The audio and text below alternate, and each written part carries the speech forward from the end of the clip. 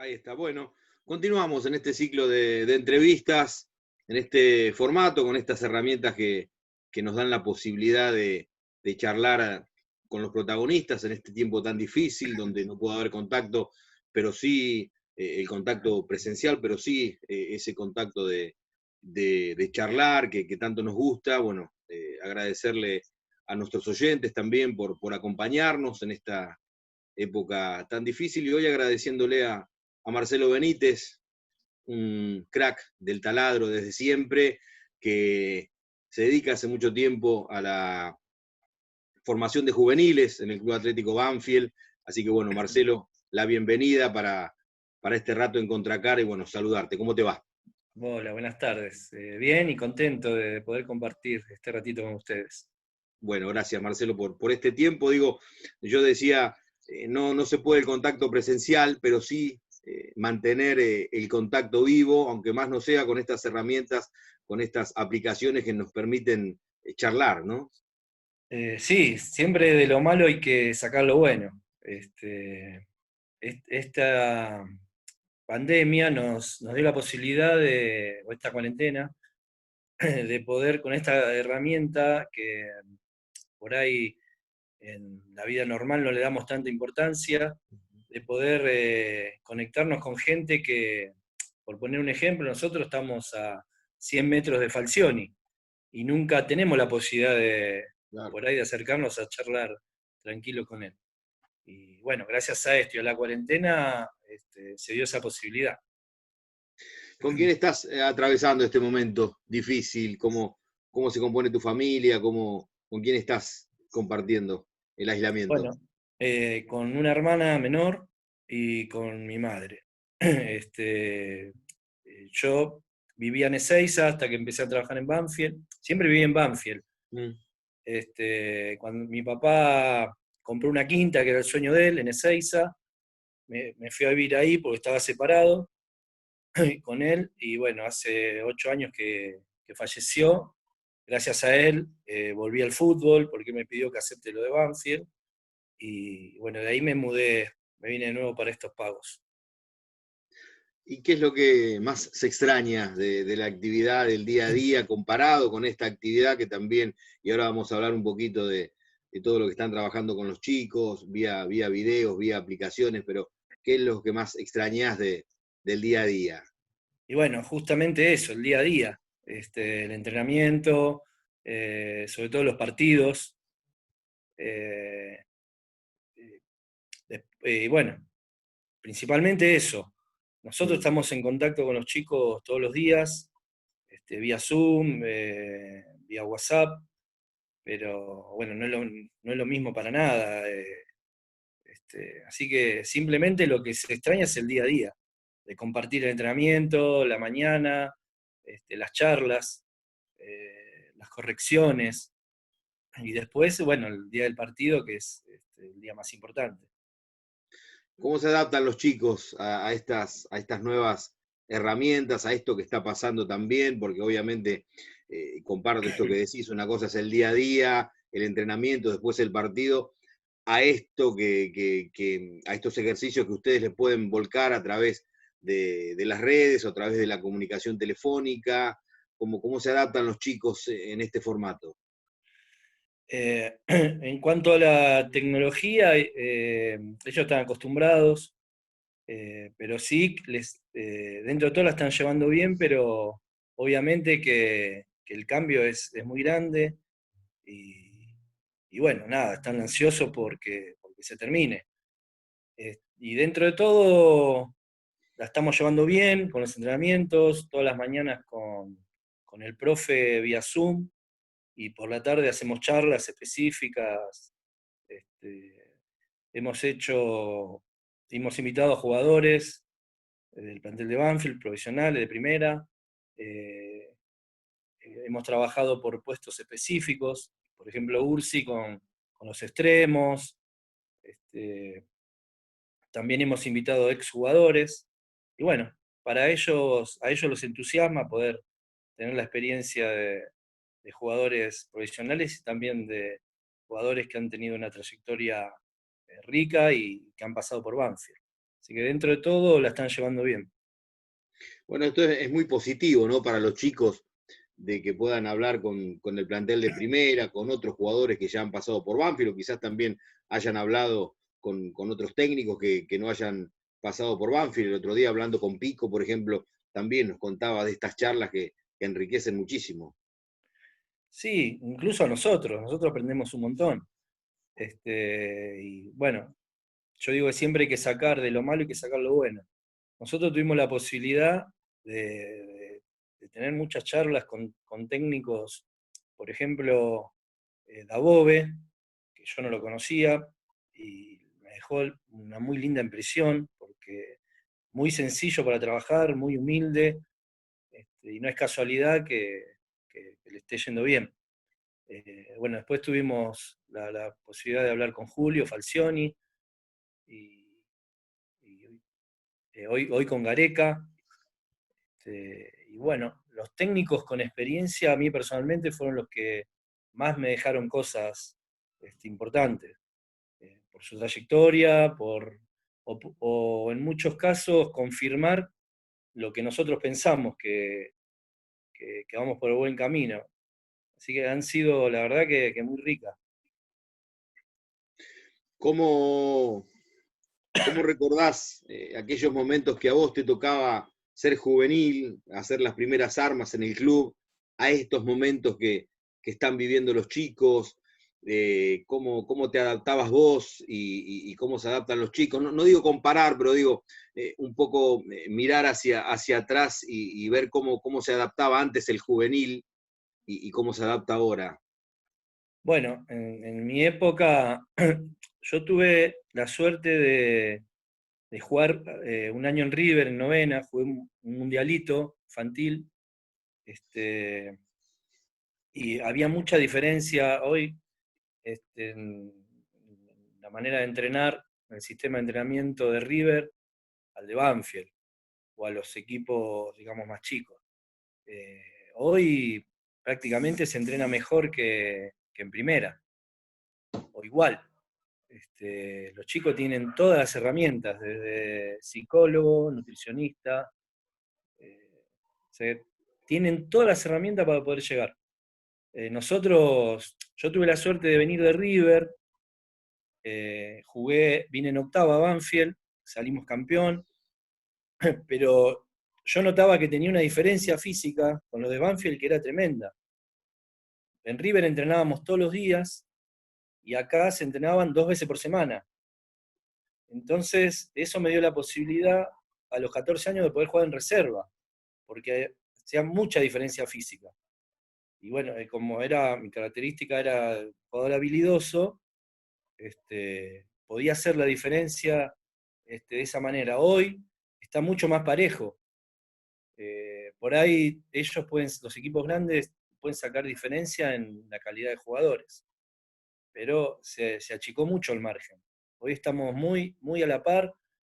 Hasta hace cosa de 6 7 años, jugar contra River era tratar de que nos hagan los menos goles posible. Hoy las jornadas son muy parejas, con todos los equipos. Y eso es por mérito al trabajo, ¿no? Es de la única manera que se puede emparejar. Banfield tiene buenos jugadores, pero no tiene la cantidad de jugadores que tiene River, ni Boca, ni Vélez, ni San Lorenzo. Entonces, nosotros tenemos que emparejar desde el trabajo. Es bueno esto que decís y te lo iba a preguntar, digo, ¿no tenés otro recorrido o clubes como Anfield no tienen otro camino que meterle al trabajo? Porque donde los demás tienen calidad o cantidad, en realidad, Banfield tiene que pulir todo eso con el día a día de cada divisional y de cada entrenador, ¿no? Totalmente. Y por ahí no queda bien que yo hable de Banfield, pero hoy el orgullo que tenemos es que de todos los clubes nos cruzamos con técnicos, con coordinadores, y todos reconocen el buen trabajo de Banfield. Y eso es algo muy lindo que nos llena de orgullo. ¿Crees que eso también tiene que ver con las prioridades que fue dando Banfield a lo futbolístico, el campeonato conseguido allá por el 2009, los torneos internacionales anteriores al campeonato, digo, todo eso desde lo futbolístico le fue dando a Banfield también hasta la obligación de tener que igualar a los grandes en ese sentido, en el trabajo de inferiores. Sí, es un poco de todo. Obviamente que si Banfield está, no es lo mismo que esté en la A que esté en la B, para que quieran venir jugadores. No es lo mismo que salga campeón a que pelee todos los años el descenso. Pero hoy lo principal es que se está trabajando bien. Y, y todo el mundo, nosotros no tenemos la misma capacidad de captación que tiene River, Boca, hay 10 equipos antes que nosotros. Entonces, nosotros nos sentimos muy contentos de poder lograr emparejar y estar a la altura de esos equipos con trabajo y de que los jugadores lleguen lo mejor preparado posible cuando lo necesiten en primera. Y antes era más difícil esto que vos decís, y voy a la época que vos jugabas, quizás esto que contás de la novena de River, el trabajo en Banfield, digo, era mucho más difícil para los juveniles y sobre todo para ese debut en primera, ¿no? Ese seguir en el fútbol que era tan difícil.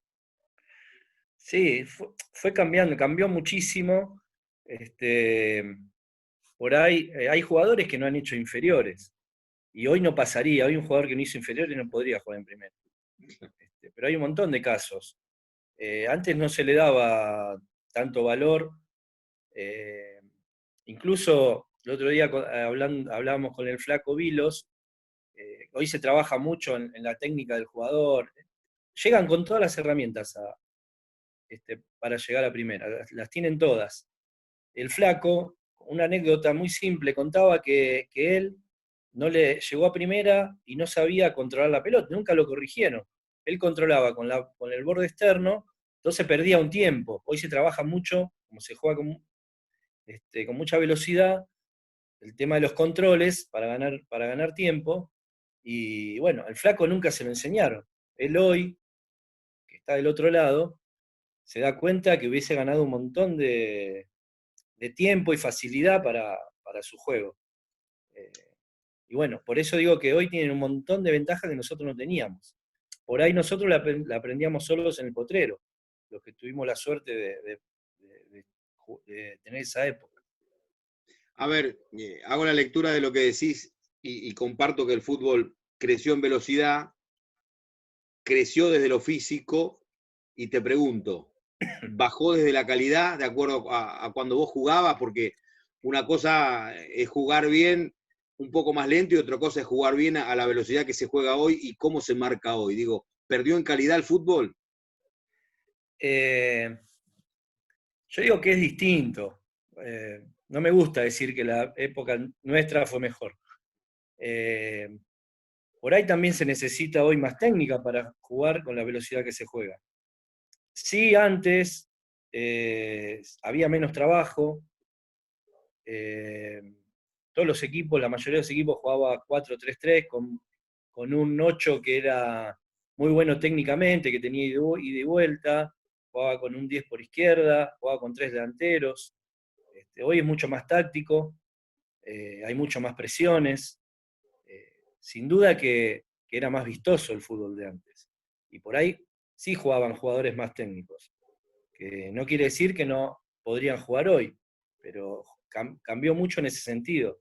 Hoy es mucho más táctico, más físico, y por ahí eh, hay menos espacio.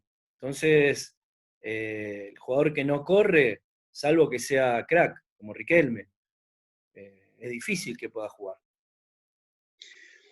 Y te llevo a aquel tiempo, a Marcelo Benítez de aquel entonces, que debutaba en primera, que hacía sus primeras armas, venía un técnico y le decía, mirá Marcelo, vos jugás bárbaro, pero necesito que corras, que metas, que marques un poquito. ¿Cómo lo veías? Si te ha pasado.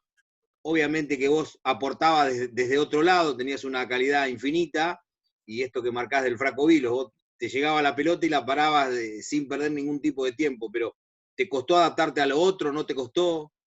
¿No te adaptaste o sí te adaptaste? Sí, sí, y no me quedaba otra, si no, no jugaba.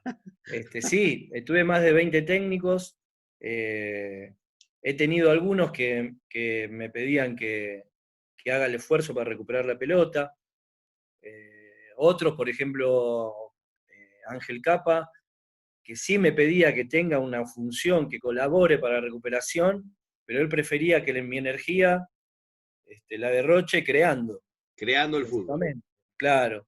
Sí me pedía que haga el esfuerzo por lo menos de llegar a pararme delante del 5. Este, Él sigue convencido de eso todavía. Y yo en parte también. O sea, eh, si tengo un enganche, yo prefiero de que esté entero para que pueda crear, que son los que hacen ganar los partidos. Pero es una cuestión de gusto y, y eso es muy discutible. Hoy por ahí muchos equipos no juegan con enganche, eh, porque hay que tenerlo también. A mí me gusta mucho y cuando aparece ese jugador distinto, obviamente que tiene que estar dentro de la cancha. ¿Crees que se puede ir perdiendo esa posición o es inagotable el número 10 en el fútbol, el Borghi, el Benítez, el Riquelme, el Bocha, el Beto, el que sea, digo, ¿es inagotable ese 10 o por cómo se juega el fútbol hoy puede perder trascendencia ese puesto? No, yo creo que no. Mientras sigan apareciendo, eh, depende mucho de los técnicos, pero en cualquier equipo donde haya un buen número 10, va a jugar, sin ninguna duda. Salvo que el técnico esté convencido que para su funcionamiento en ese momento no es, este, no va a ser titular, pero eh, si tenés un número 10, yo creo que en cualquier equipo va a jugar. ¿Y De cuánto eso no se tengo duda discute, no? siempre. ¿Cómo? ¿Cuánto se discute en el fútbol eso hoy? Digo, los grandes equipos, o se discute, o los grandes entrenadores, a veces pareciera que, te pongo un ejemplo, que la tenencia de la pelota es solamente una posibilidad de los grandes equipos. Y creo que hay equipos que no tienen grandes figuras, pero que pueden jugar a una tenencia de balón sin ningún tipo de problema. Digo, se puede trabajar eso. Totalmente, pero todo depende de los jugadores, siempre depende de los jugadores. Uno puede tener una idea como técnico, pero si no tiene los jugadores indicados es muy difícil plasmarlo. Entonces, hay que adaptarse a los jugadores que tenemos, siempre con la convicción de lo que nos gusta o de lo que pensamos, pero si yo no tengo enganche no puedo inventar uno. Entonces hay que adaptarse a los jugadores que tenemos. El técnico es un reflejo del jugador que fue. Te pregunto esto por el caso de Simeone, por el caso de Pep Guardiola, por otros casos si querés. Digo, ¿es un reflejo del jugador que fue o uno va aprendiendo cosas en el camino y vos pudiste ser un jugador de mucha técnica y después decir, no, pero esto que me decís vos, si yo no tengo un 10 no lo puedo inventar, no juego con 10. Yo creo que en general sí. A ver, a mí me marcó mucho Capa, muchísimo. Para mí fue el mejor técnico que tuve. Tuve muy buenos técnicos. Salvador Capitano en Ecuador. Tuve la suerte de estar 6 meses en América de Cali con Maturana. Pero estaba abocado a la selección, así que no lo pude disfrutar mucho. Pero yo creo que sí, y uno después en el camino va aprendiendo de los técnicos que va conociendo. Y te pongo un ejemplo, yo ahora estoy con Tomás Alzati en octava división. Él no tuvo una carrera, digamos, importante como jugador, pero como técnico es fabuloso. Entonces yo aprendo un montón de él y le voy agregando a mi gusto futbolístico. Es difícil cambiar el paladar, la esencia, eso sí es difícil, pero uno va agregando las cosas que le parecen importantes para su idea. ¿Y el resultado cuánto influye? Porque uno puede tener un gusto futbolístico y lo aplica dentro de la cancha, pero hoy en día, no tanto en los chicos quizás, pero cuando dirigís primera o cuando te volcás a un fútbol que está presionando constantemente para ganar, digo, ¿cómo volcás esa idea y la sostenés desde los resultados si estos no se te dan? Bueno, para Es mí los fácil, resultados, sí, para mí los resultados son fundamentales, desde infantiles hasta primera, ¿no? En primera con otras presiones. Pero en infantiles, lo que hay que tener claro es las prioridades. O sea, la prioridad no es ganar, pero yo estoy convencido que es importante para el crecimiento del chico. Si perdemos todos los partidos 10-0, es difícil que el chico esté contento con mi manera de enseñar, claro. o que me crea, o que yo lo pueda convencer de que está bien lo que yo le estoy enseñando. Entonces, desde ese lado, son importantes los resultados para la confianza, para el crecimiento. En juvenil le pasa lo mismo. A nosotros jamás nos pidieron que la prioridad era ganar. La prioridad es la formación, pero dentro de la formación está la competición. Entonces, es importante porque si los chicos hacen una buena campaña, se van a entusiasmar de más. Les va a llegar mucho más nuestro mensaje que si pierden todos los partidos. Porque si pierden todos los partidos, van perdiendo confianza, vamos a jugar cada vez peor y cada vez van a creer menos en nosotros. Entonces, desde ese lado yo creo que son muy importantes los resultados, pero no es la prioridad. La prioridad es la formación. Y la formación es muy importante para conseguir resultados. Y después que se den, ya te digo, lo vuelvo a repetir, es importante para el crecimiento, es como en tu trabajo. Si te va bien, vas a ir a trabajar más contento, vas a estar más convencido de lo que haces, y si te va mal, vas a dudar, vas a empezar a dudar si está bien lo que estás haciendo. Es así la vida, me parece. Sí, yo creo, tomo esto que decís del convencimiento porque más allá de estilos, del estilo futbolístico, la ideología que uno tenga desde el fútbol, creo que el convencimiento es fundamental, pensando en aquellos que han ganado mucho, en Bianchi, Gallardo, no sé, el propio Falcioni. Creo que el que le llega al jugador, ese es el gran técnico. Después podemos discutir si juega con 3 en el fondo, con 4 si tiene la pelota, si juega al espacio, pero creo que el que convence, ese es el técnico que vale la pena, digo, desde un punto de vista como formación al jugador, ¿no? Como formar al jugador. Muy bien lo que dijiste, porque yo puedo ser el mejor técnico del mundo, el más preparado, que si no le llego al jugador no sirve de nada. Es así de simple. Y hubo muchos técnicos que han dirigido más por personalidad que por ahí que por prepararse.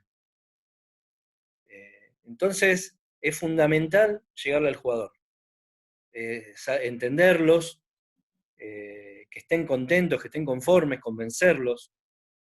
Por ahí hay técnicos, a ver, yo estoy convencido que nadie tiene la verdad en el fútbol.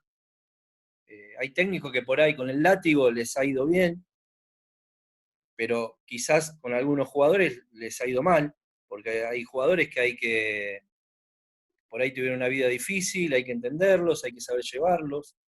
Este, es bastante complejo, pero para mí es lo más importante.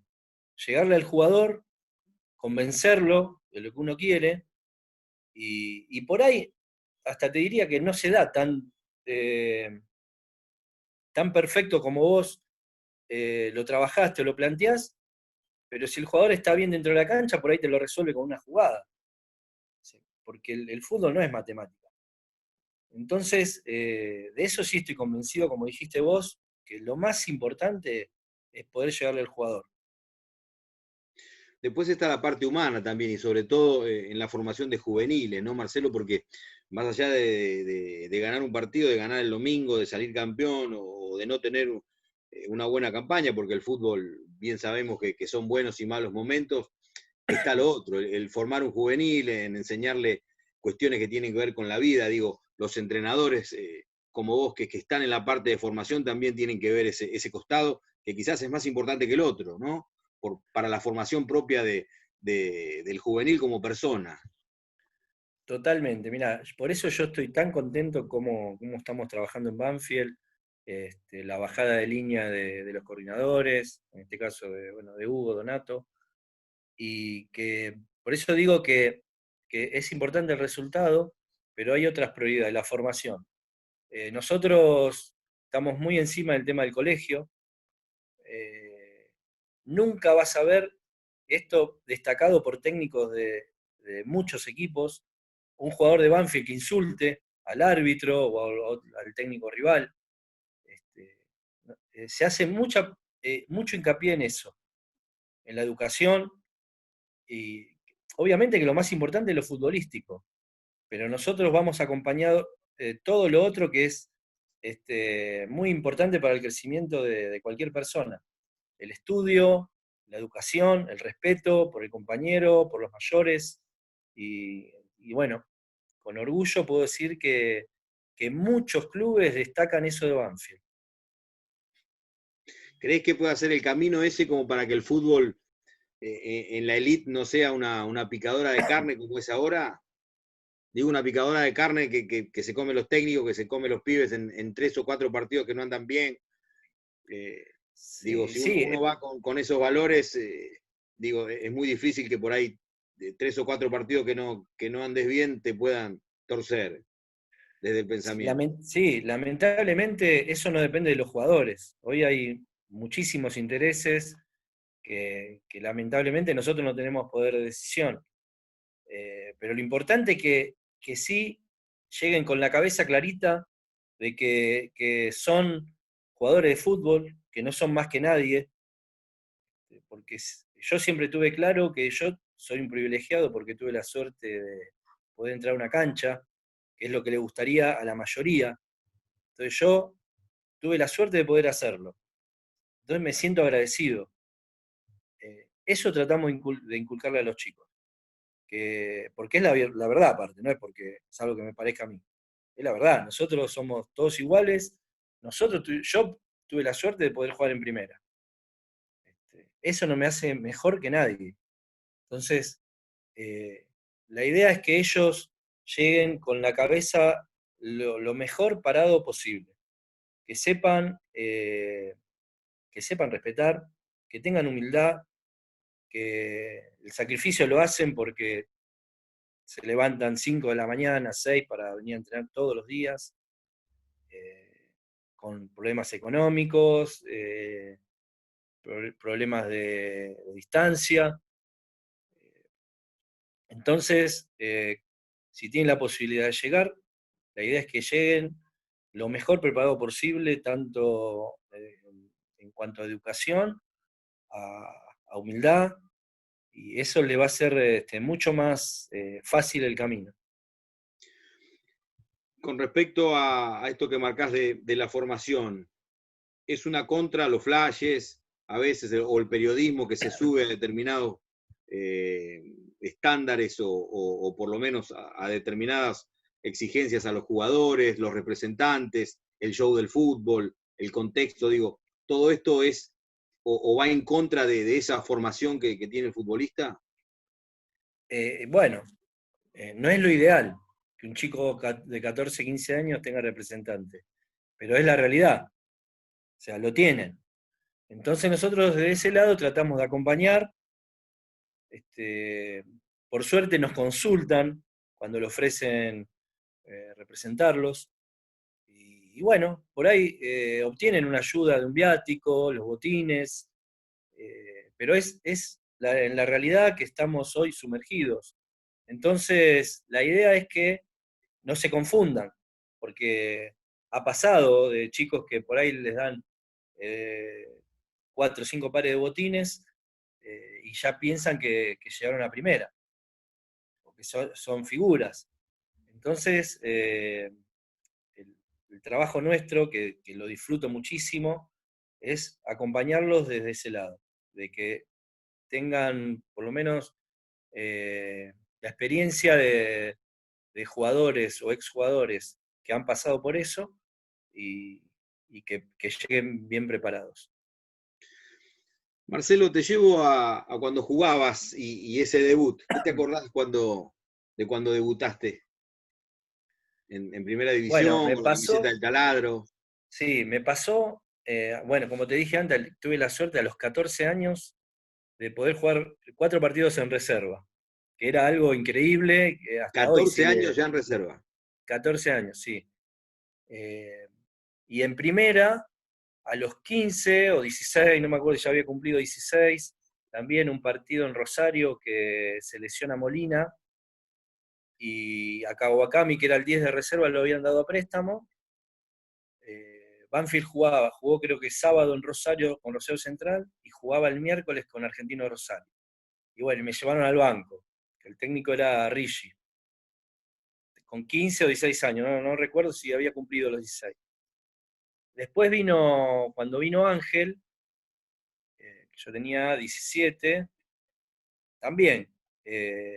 Al principio no me tenía en cuenta, y yo, por eso digo, yo estaba confundido en ese momento, me quería ir porque de haber entrenado o de haberme llevado a los 15 años a primera, y a los 17 no me tenía en cuenta ni para la reserva, me quería ir.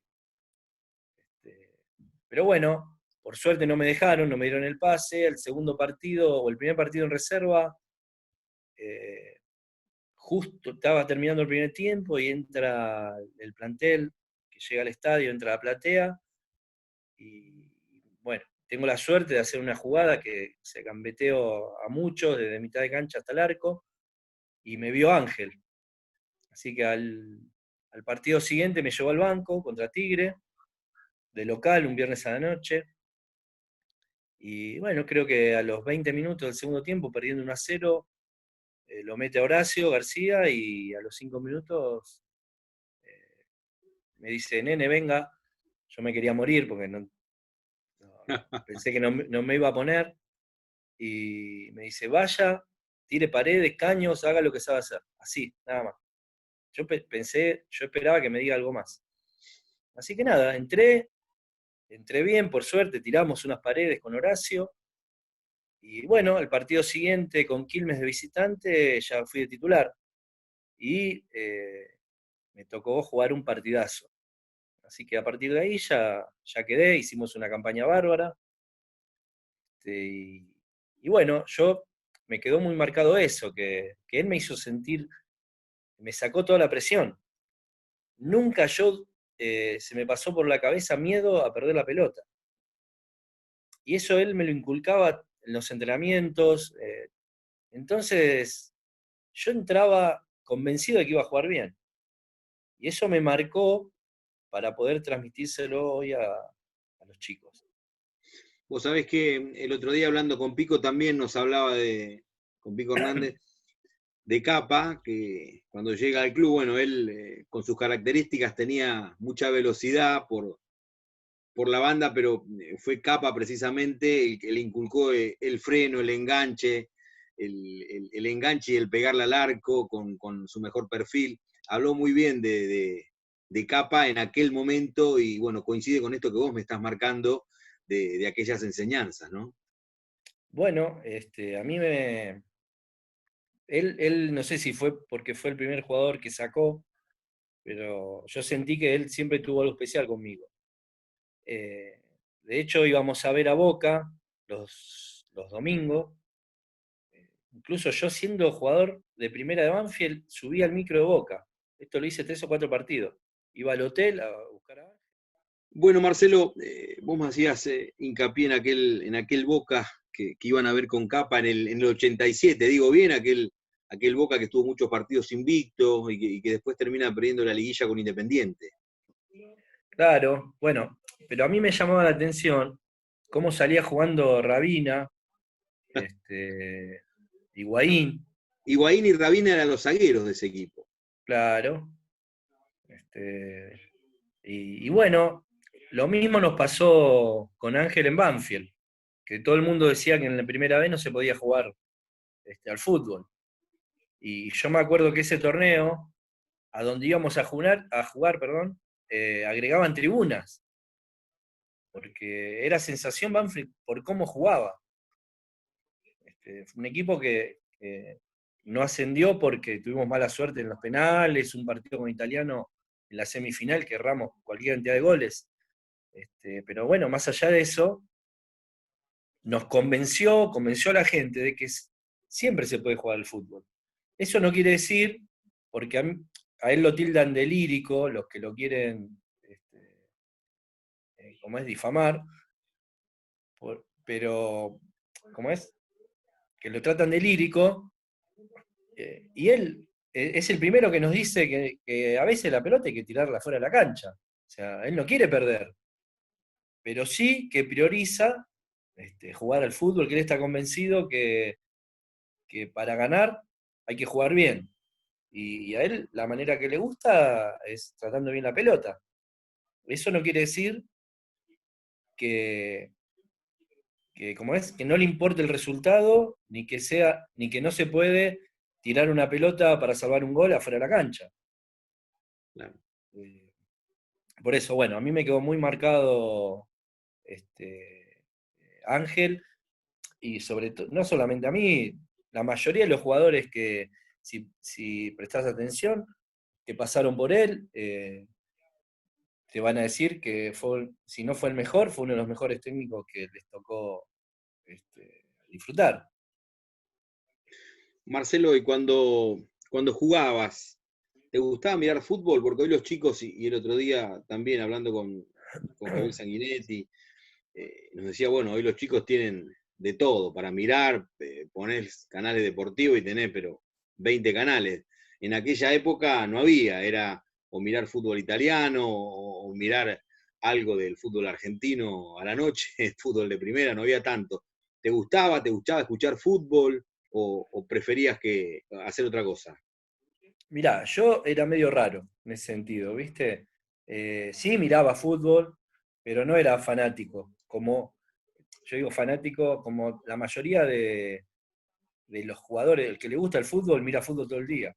Primera B, primera C, primera A, italiano, español. Yo en ese sentido no era así. Nunca fui fanático de nada. O sea, disfrutaba mucho de mis amigos, de mi familia, pero sí miraba fútbol, pero no como miraban mis compañeros. Hoy los chicos tienen el abanico mucho más grande y tienen un montón de posibilidades. Nosotros tratamos de que por lo menos miren un poquito de fútbol, o algún jugador que les interesa en su puesto, que puedan sacarle algo. Pero bueno, más que eso no le podemos decir porque no nos podemos obligar porque no los vemos. Entonces la idea es que el que no mira, hay chicos que sí, que miran y saben, conocen los jugadores de todo el mundo, y hay otros que no, entonces que por lo menos miren a algún jugador que en su puesto les pueda dejar algo. ¿Y vos a quién mirabas en aquel momento? ¿O tenías algún referente? ¿Tenías algún espejo? A mí me gustaba mucho Bocini, ¿Te Valderrama. gustaba algo? Sí, bueno, generalmente no es casualidad, me gustaban los 10, el número 10.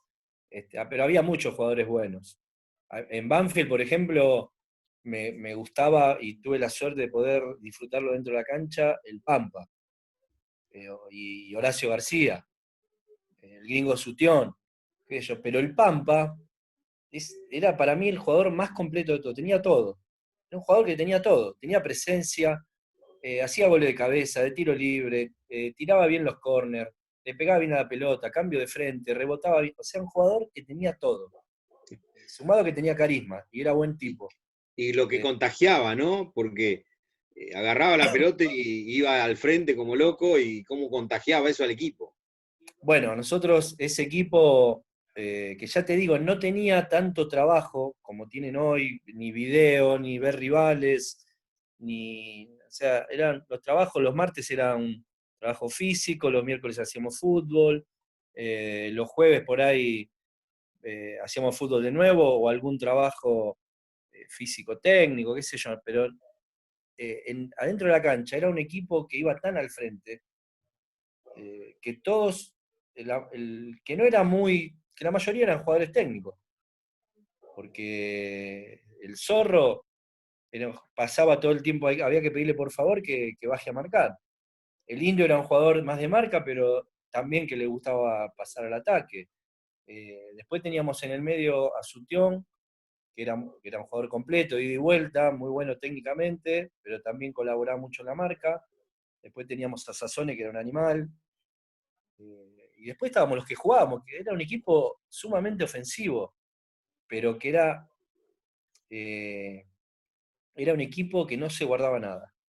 de local, de visitante, nos ha tocado perder, pero bueno, hicimos, por suerte, merecidamente una campaña bárbara. Terminamos segundos y después logramos el ascenso. Y cuántos jugadores de experiencia, ¿no? Seguramente vos, arrancando, cuánto habrás aprendido, ¿no? Del Pampa, de Sutión, de toda esa generación de jugadores que ya eran hechos y derechos con la camiseta del taladro. Claro, yo creo que bueno, se dio el equilibrio justo. En jugadores experimentados, vino Clide Díaz ese año, y él formaba la dupla central con Cardoso, que tenía un año en primera.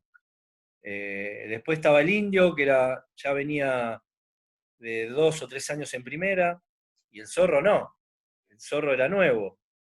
Después en el medio eran 2 jugadores de experiencia conmigo. Y adelante, Pico, que no tenía mucha experiencia, que era un animal, el Pampa y Horacio. Y alternaba al final del torneo Aquino, que era también jovencito, pero muy potente. O sea que creo que se dio, había muchos jugadores experimentados y muchos jugadores jóvenes con muchas ganas y, bueno, y muy buenos. ¿Con qué equipos te quedás de los que te tocó jugar? ¿Con qué plantel, con qué planteles te quedás de aquellas épocas que estamos Bueno, hablando? yo tuve la suerte de pasar y dejar amigos en todos los lugares donde estuve. Me quedaron 3 equipos muy marcados. El Banfield del 87, del ascenso, eh, el Emelec del 93, que está considerado uno de los mejores de la historia, eh, y el Belgrano del 94, que hicimos muy buena campaña, pero terminamos a 5 puntos de River, creo que salió campeón invicto. Ese equipo también, había jugadores de experiencia, jugadores jóvenes, pero si tengo que quedarme con uno, me quedaría con Emelec y con Banfield del 87. Esos dos muy buenos equipos. Ese Banfield del 87 también le quedó al hincha de Banfield, ¿no? Al que le tocó vivir ese equipo y por todo lo que significó también aquel ascenso, por aquellos jugadores de experiencia, por los juveniles como vos, que estuvieron en el plantel. El hincha lo recuerda con mucho cariño, más allá de que siempre se recuerdan todos los títulos, pero aquel equipo en particular, digo. ¿Sabés que voy a perder la humildad por un ratito? Nos Tranquilo, tranquilo. pasa, nosotros sentimos eso, que ese equipo genera en la gente, no me voy a comparar con los otros logros porque está el del 2009 que es incomparable, pero nosotros nos sentimos que somos muy bien recordados por el hincha de Banfield. Sí, sí. Eh, Todo el tiempo sale algún comentario sobre ese equipo. Creo que está siempre presente y bueno, eso es lo más lindo que nos puede pasar. Y siempre nosotros lo comentamos porque tenemos esa percepción de la gente que siempre destaca a ese equipo. Y es lo más lindo que nos quedó. ¿Qué te deja ser campeón más allá del logro cumplido? Sanguinetti nos decía, bueno, es una medalla que va a la mesita de luz, pero uno sigue siendo el mismo. A vos, a Marcelo Benítez, ¿qué te fueron dejando los títulos más allá de esa satisfacción de haber cumplido el objetivo? Eh, por un lado, la satisfacción del momento, que es algo único, y yo que tuve la suerte de poder hacer un gol, es algo que no me lo voy a olvidar nunca en mi vida. Incluso no me olvido los 5 minutos posteriores al gol. Esa sensación no me la voy a olvidar nunca en la vida. Después salí campeón en Emelec, en Barcelona, Ecuador, en Millonarios de Colombia, y nada, queda eso, queda el lindo recuerdo. A otros jugadores quizás con más relevancia o más importancia, por decirte jugadores famosos como Tevez, que han tenido muchos títulos importantes, pero me parece que queda eso nada más, la satisfacción del momento y un lindo recuerdo. Después nada, seguimos siendo, como te dije al principio de la charla, nosotros somos personas igual que todos, con la suerte de haber podido entrar a un campo de juego, que es lo que le gustaría a muchísima gente. Entonces, yo me siento un privilegiado y muy agradecido de poder haber tenido esa posibilidad. ¿Cuándo empezaste a notar ese cariño de la gente de Banfield? ¿Con alguna actuación en especial? ¿Con aquel gol tan recordado que valió el campeonato? O a lo largo de toda esa campaña? ¿Cuándo empezaste a sentir eso fuerte que bajaba desde la tribuna, ese cariño? Bueno, yo era muy tímido, por ahí me hacía sentir incómodo cuando alguien quería sacarse una foto o pedía un autógrafo. Eh, yo siempre me sentí querido, más allá de que he tenido mis rachas de que jugaba mal y me insultaban, eh, pero generalmente me sentí reconocido y, y eso me hizo, la verdad, por eso siempre fui muy agradecido, porque no hay nada más lindo que alguien te venga a pedir una foto, o que alguien diga, o sea, es todo cariño lo que recibimos, incluso cuando nos iba mal, porque una cosa que te insulten en la cancha, porque estás jugando mal, o porque perdiste, pero después te cruzan en la calle y te van a saludar bien y te van a pedir una foto, y ahora sí lo disfruto, antes por ahí me daba mucha vergüenza, lo sufría, lo padecía, y hoy lo disfruto mucho. Estas charlas, o cuando un papá que me vio jugar, eh, le dice al hijo, vos no lo viste jugar, dice, te perdiste o el mejor 10 que tuvo Banfield, o uno de los mejores 10, o no importa. Pero esas cosas ahora las disfruto y me hacen sentir bien, son una caricia al alma. Y queda eso. Lo más lindo es el cariño de la gente. Por eso soy tan agradecido y disfruto tanto ahora de las charlas. Cuando me encuentro con cualquier hincha, incluso tengo muchos amigos que nos juntamos a comer y bueno, yo disfruto de eso, porque a mí me costaba entender que un jugador de fútbol pueda generar tanto en otra persona. Entonces mi viejo me decía, lo que pasa es que vos no entendés el hincha, la pasión que te va dentro de la cancha. Y yo no lo podía entender. Hoy lo entiendo, no lo justifico porque sé que somos igual que todos, pero entiendo que es algo lindo para el hincha poder estar con un jugador y para mí haber sido parte de los que tuvimos el privilegio de estar dentro de una cancha. Y todo lo que creció, ¿no? Todo ese fervor a raíz de cómo se plantea el fútbol, no el fútbol argentino, el fútbol mundial, digo, todo lo que ha crecido, todo lo que se ha magnificado eso, ¿no? Sí, Desde la por ahí década del eso 80 que también, vos jugabas ahora. claro, cambió tanto que por ahí eso también hoy a los jugadores se los vea más imposible o más inhumanos. Parecen estrellas hoy los jugadores y por ahí se hace más difícil la relación más cercana que teníamos nosotros antes. Nosotros salíamos de entrenar y hablábamos con los hinchas como con cualquier amigo. Hoy los jugadores salen en una camioneta 4x4, que está bárbaro, no estoy hablando mal de eso, pero por ahí hoy hay mucha más distancia con los jugadores que antes. Marcelo, dos o tres amigos que te hayan quedado de jugar al fútbol y que los seguís viendo y que comen un asado y que se acuerdan y que por decirlo de alguna manera son familia. Dos o tres jugadores que te hayan quedado. Bueno, al primero que tengo que nombrar es a Pico. Eh, con el negro ya, qué sé yo, casi toda una vida.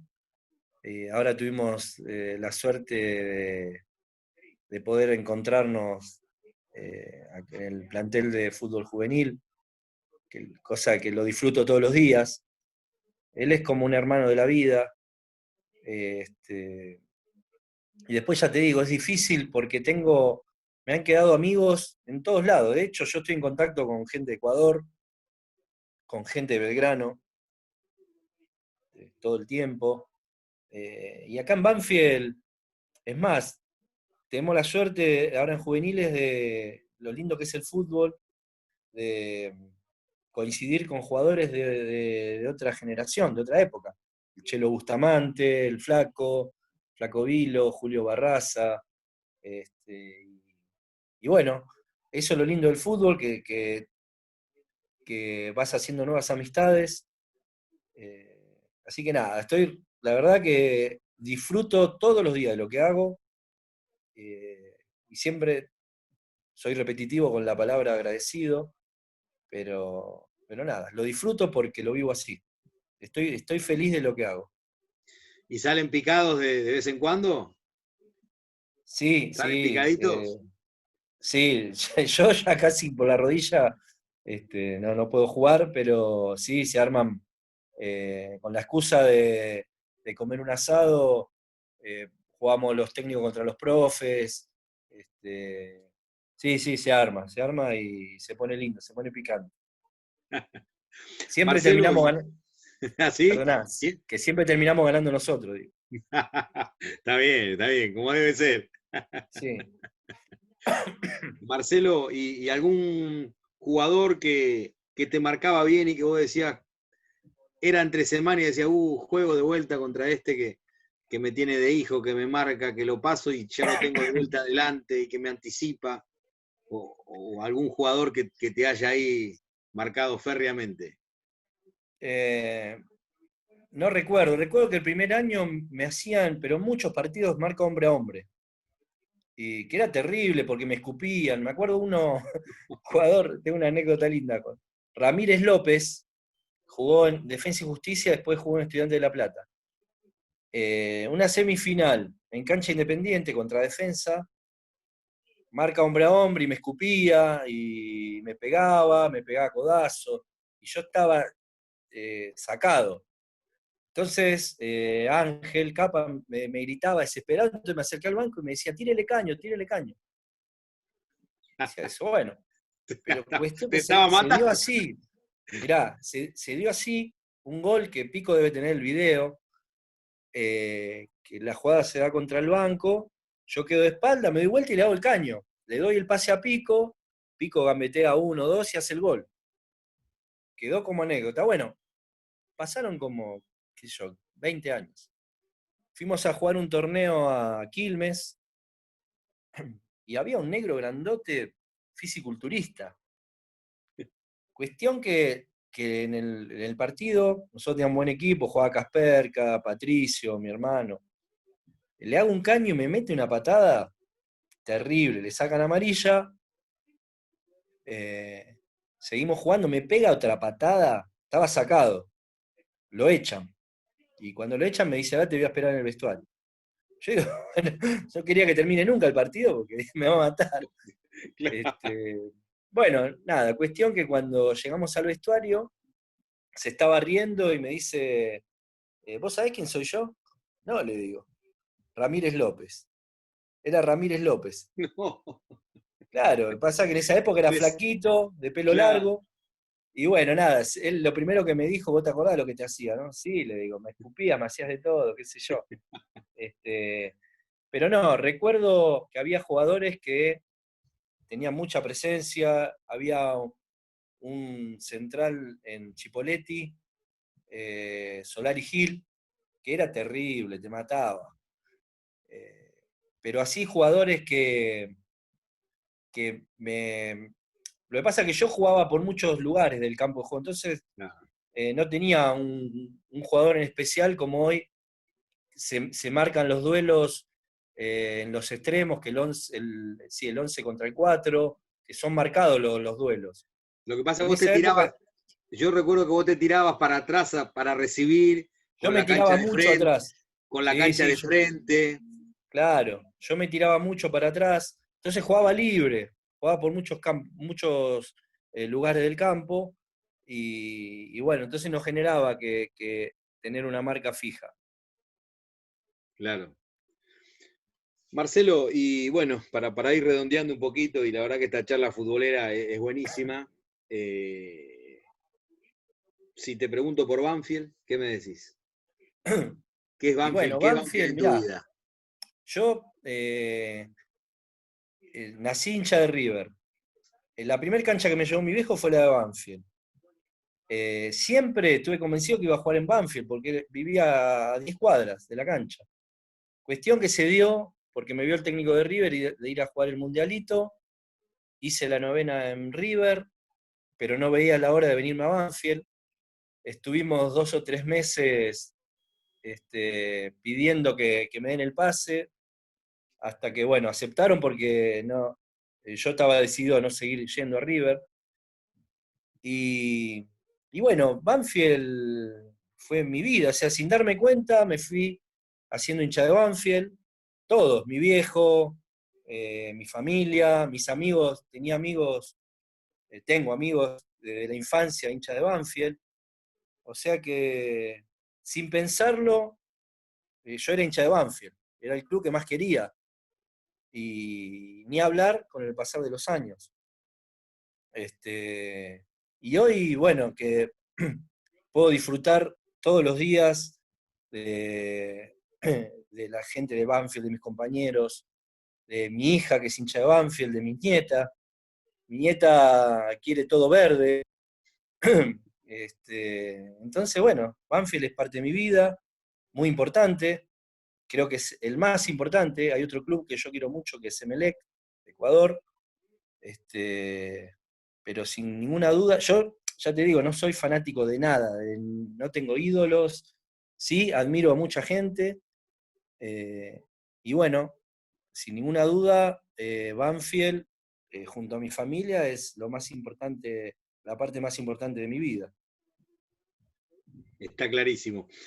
Marcelo, como reflexión final para el hincha, para el socio de Banfield, para el mundo del taladro que está escuchando y que está viviendo una situación difícil con esto del COVID-19, ¿qué reflexión final querrías hacer con respecto a lo que está pasando y alentar un poco a toda la gente del taladro en este tiempo Bueno, difícil? sí, es difícil, dar consejo no puedo dar. Como dije antes, siempre de lo malo hay que sacar lo bueno. Hay un montón de cosas que en la vida diaria y cotidiana no podemos compartir en familia. Yo, por ejemplo, nunca almuerzo en mi casa y ahora puedo compartir el almuerzo, la cena, estoy haciendo un montón de cosas que nunca las hubiese hecho, arreglar el fondo, pintar, y creo que la gente en general le ha pasado algo parecido. Sí, lo que le puedo decir, que es lo más sano, que siempre de lo malo saquen lo bueno. Y yo creo que nos va a servir para que va a ser un mundo nuevo en cuanto a las costumbres, y esperemos que sea para bien. Y que pase lo más rápido posible para volver a ver a Banfield, que creo que es lo que está esperando la gente. Así que no creo que sea dentro de mucho. Tengo esperanza de que en un par de semanas, de a poquito, vamos a ir volviendo y el fútbol va a volver en cualquier momento. Marcelo, agradecerte, en serio. Linda charla futbolera y bueno, en algún momento o en cualquier momento en realidad te vamos a estar convocando para seguir hablando de esto que tanto nos gusta, que es el fútbol. Cuando gusten, lo disfruté mucho, soy muy colgado, me olvido de un montón de cosas que cuando corte con vos me voy a acordar, no le conté esto, no le conté lo otro, pero bueno, siempre es lindo hablar de fútbol, y así que muy agradecido, les mando un abrazo grande a toda la gente de Banfield, y cuando gusten, seguiremos con otra charlita.